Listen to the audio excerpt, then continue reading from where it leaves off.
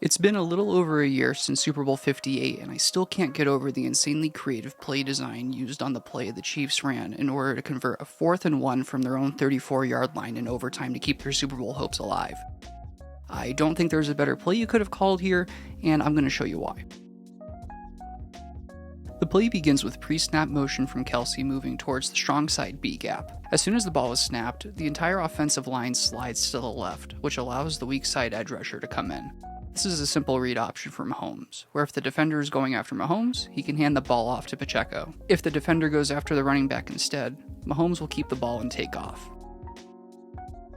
At this point, Mahomes has a few options. He can either throw it to Kelce, lob it to one of his receivers, or he can keep it himself and run for the first down. Since the defender is going for Kelce and there is nothing but open space in front of Mahomes, he runs for the first down and keeps Kansas City's Super Bowl hopes alive.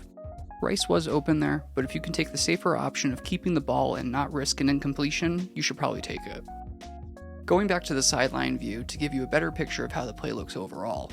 You've got the read option to start the play, but if Mahomes hangs onto the ball, he can either go to Kelce running the flat, one of the two receivers running hitch routes. Gray is also running a post route just in case there are no defenders downfield. Or he can run with the ball if he needs to. Of course, the catch is that you need to make the correct read, but if you can do that, then you'll probably get the first down and keep the season alive. Now, it may seem that Kelce's pre-snap motion is insignificant, but it plays a bigger role here than you would initially think. Modern NFL defenses are incredibly complex and depend on communication between defenders, as defensive assignments will change based on where the receivers and whatnot line up. So defenders need to know who is covering which player or which area. If there's any pre-snap motion, these defensive assignments will change and the defenders need to know what their new assignment is. So any disruption in communication or confusion from a defender on what his assignment actually is can lead to blown coverages and a huge gain for the offense. I couldn't tell you exactly what the defense had planned here, but to me it looks like the slot defender is in man coverage, the corner is going to protect the boundary, and the linebacker is going to cover the middle of the field. However, as soon as Kelce motions over to the strong side, you can see the defense adjust a bit.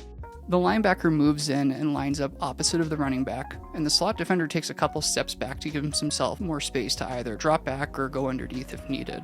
When the ball is snapped and Kelce starts running back towards the weak side of the play, the linebacker panics and immediately drops back to cover the receiver and turns his back to Mahomes while doing so.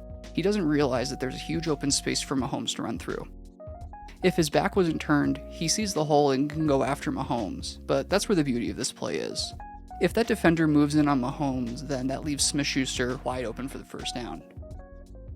Let's run through a few potential scenarios to show just how versatile this play is.